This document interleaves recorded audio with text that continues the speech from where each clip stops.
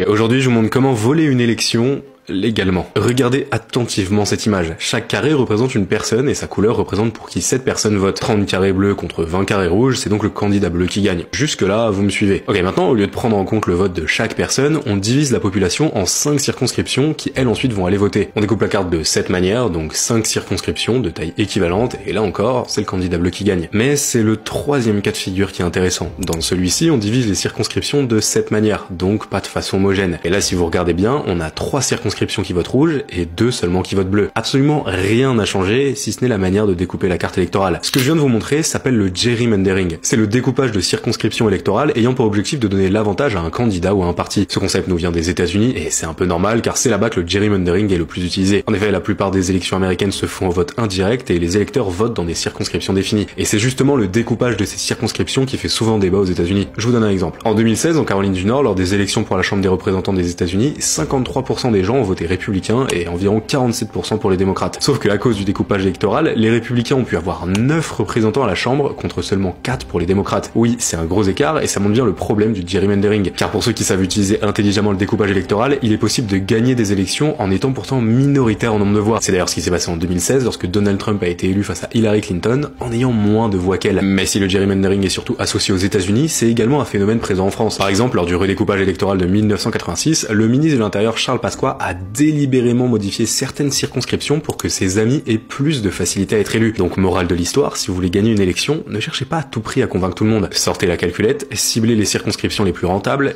et mettez-vous au travail.